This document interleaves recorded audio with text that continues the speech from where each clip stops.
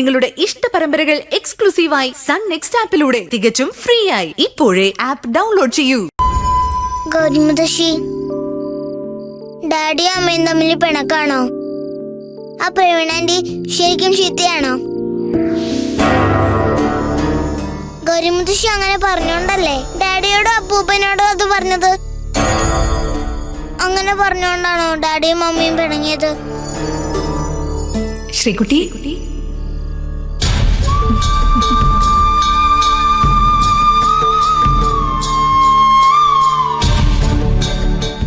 എത്ര ചോദ്യങ്ങളാ ഈ കുഞ്ഞു മനസ്സില്. പറയൂ, എന്തെങ്കിലും ഒരു ചീത്ത കാര്യം നടന്നാ നമുക്ക് എന്താ തോന്നുക? സങ്കടം വരും, കരയും.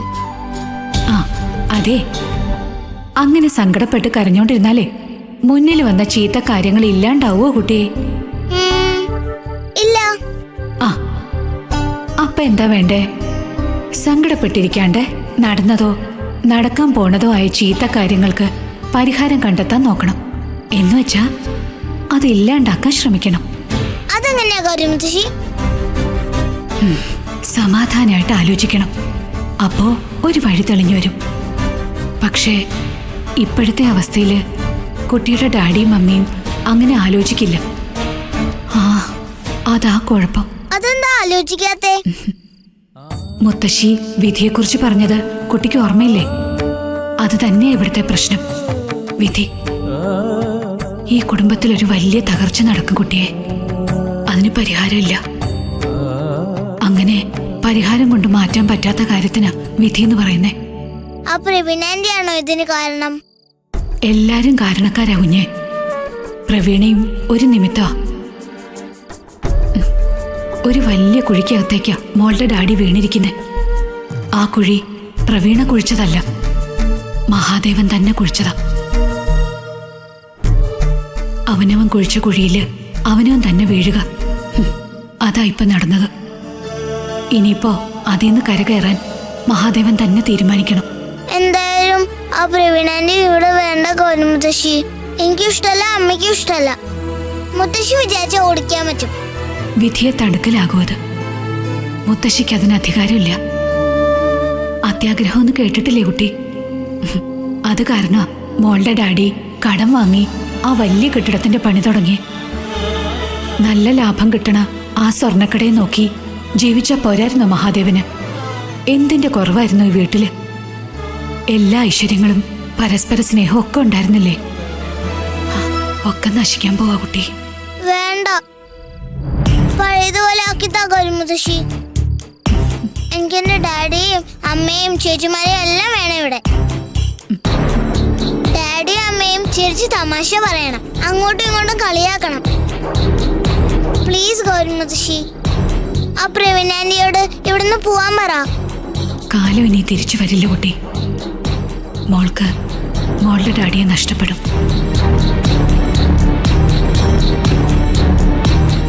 ഞാൻ ആവശ്യപ്പെട്ടതൊന്നും നീ ചെയ്യുന്നില്ല. അലംഭാവം കാട്ടിയാൽ. അയ്യോ, അലംഭാവം ഒട്ടുമില്ല. ആ സ്കോർപിയോൺ സ്റ്റോൺ മഹാദേവന്റെ വീട്ടിൽ തന്നെ ഉണ്ടെന്ന് ഉറപ്പുവരുത്താൻ 4-5 നാളെടുത്തു. എന്നാലല്ലേ അത് വരുതിയിലാക്കാനുള്ള വഴി കണ്ടെത്താൻ പറ്റൂ. എന്നിട്ട് വഴി കണ്ടെത്തിയോ ശേഖര? ഒരു വഴി തെളിഞ്ഞിട്ടുണ്ട്. പ്രവീണ, മഹാദേവൻ ഇപ്പൊ അവളുടെ കൈപ്പിടിയിലാണുള്ളത്. മുത്തശ്ശൻ പറയുന്നത് പോലെ ആ രത്നക്കല്ലിന് കാവലുണ്ടെന്നുള്ള കാര്യം ഏതാണ്ട് ഉറപ്പായിട്ടുണ്ട്. അത് കൊടുങ്ങല്ലൂരമ്മയല്ല, ഒരു സ്ത്രീയാണ്. അതൊരാത്മാവാണ്. അതിനെ ബന്ധിക്കാനുള്ള വഴിയും ഞാൻ പറഞ്ഞു തരാം. എങ്കിൽ പ്രവീണ തന്നെ ആ മൂക്കുത്തിക്കല്ല് ഇവിടെ എത്തിച്ചിരിക്കും മുത്തശ്ശ. അതത്ര എളുപ്പമല്ല. ആ കുട്ടിയെ സംരക്ഷിക്കുന്ന ആത്മാവിന് പിന്നിൽ ഭദ്രയുടെ ശക്തിയുണ്ടാവും. ആ കുട്ടിയെ കൊന്നേ പറ്റൂ. എങ്കിൽ മാത്രമേ വിലമതിക്കാനാവാത്ത ആ നിധി കണ്ടെത്താനാവൂ. മുക്കുത്തിക്കല്ല് കിട്ടിയാൽ എനിക്ക് നഷ്ടമായ കരുത്ത് തിരിച്ചു കിട്ടും. കൊണ്ടുവരും മുത്തച്ഛ. ആരെ കൊന്നിട്ടായാലും ഞാനത് കൊണ്ടുവരും. ആ പെണ്ണ് പ്രവീണ, അവൾക്കത് സാധിക്കും. വിഷകന്യാണവൾ. പക്ഷെ അവളെയും നീ പൂർണ്ണമായി വിശ്വസിക്കരുത്. അത്ഭുത മുക്കുത്തിയിലെ രത്നം നഷ്ടമാകാതെ സൂക്ഷിച്ചോ.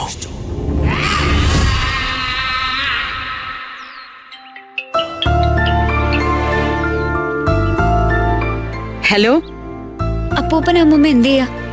അപ്പൂപ്പനെ പഴയ ഗ്രന്ഥക്കെട്ടുകളുമായിട്ട് ഉമ്മർത്തിരിപ്പുണ്ട്. ഞങ്ങള് രാവിലെ കാവിലേക്ക് പോകാനായിട്ട് പുറപ്പെട്ടതാ. പക്ഷേ പകുതി വഴി ചെന്നപ്പോഴേക്കും തിരിച്ചു പോന്നു. പുഴയില് വെള്ളപ്പൊക്കം, കാവിലൊക്കെ വെള്ളം കയറി. പിന്നെ എല്ലാരും സുഖമായിട്ടിരിക്കുന്നോ? എന്തൊക്കെയാ വിശേഷം? വിശേഷങ്ങള് ഒരു വിശേഷമുണ്ട് അമ്മൂമ്മ.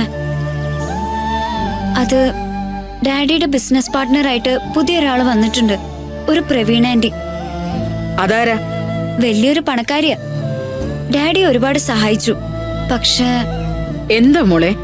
എന്നിട്ട് അവര് വന്നത് മുതല് ഇവിടെ പ്രശ്നങ്ങൾ അമ്മൂമ്മ. ഡാഡി അമ്മയും തമ്മില് പഴയതുപോലെ ഒന്നല്ല. രണ്ടാളും സംസാരിക്കുന്നത് പോലും വല്ലപ്പോഴും. മോളെ, അമ്മ ഇപ്പൊ എവിടെ?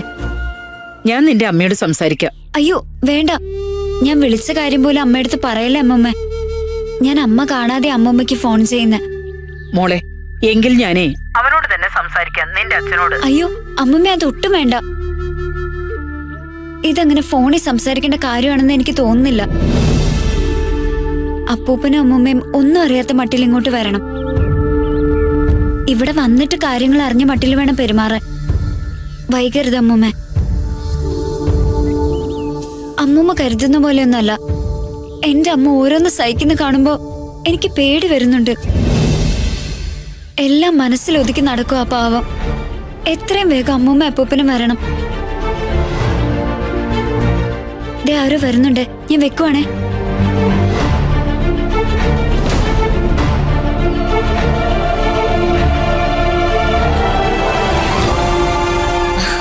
സാറിന്റെ മുത്തശ്ശൻ സമാധിയിലിരിക്കുന്നത് എനിക്കൊന്ന് കാണാൻ പറ്റുമോ? No, not now. അനുവാദം ചോദിക്കണം.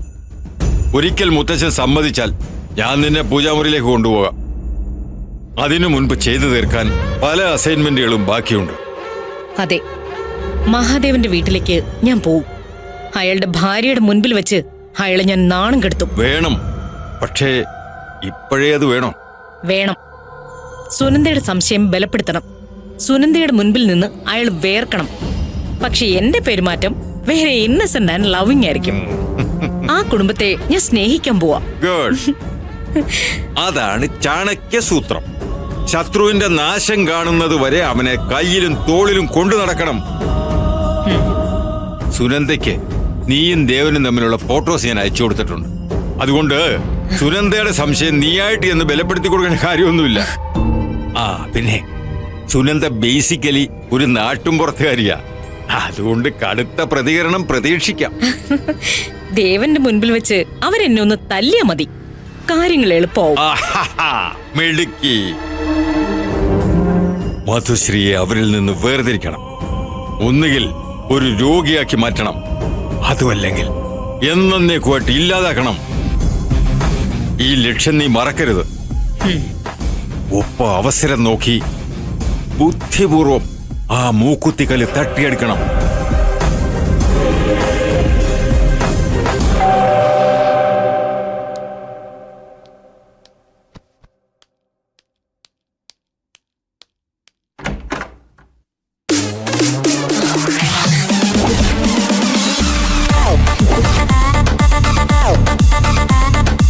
ഹായ് ചേച്ചി. How are you my dear?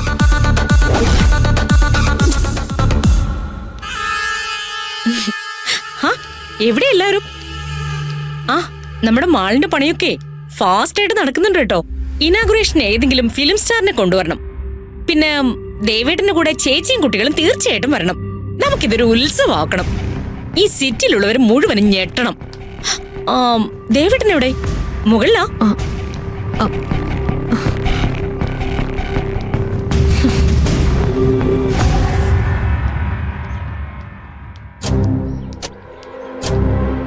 ആഹാ, ദേവേട്ടൻ ഇവിടെ വന്ന് നിൽക്കണോ?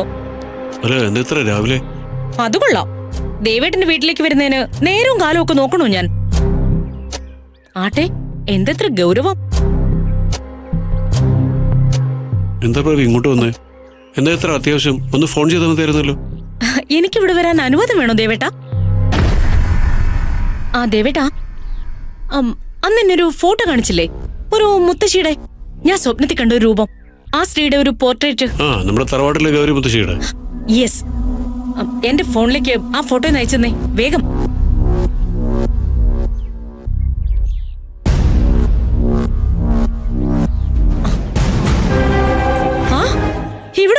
ഇതാണോ ചേച്ചി?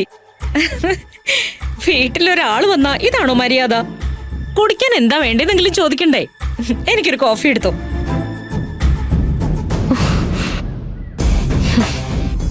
എന്തു പറ്റി ദേവേട്ടാ? നമ്മുടെ കാര്യം എന്തെങ്കിലും ചേച്ചി അറിഞ്ഞോ?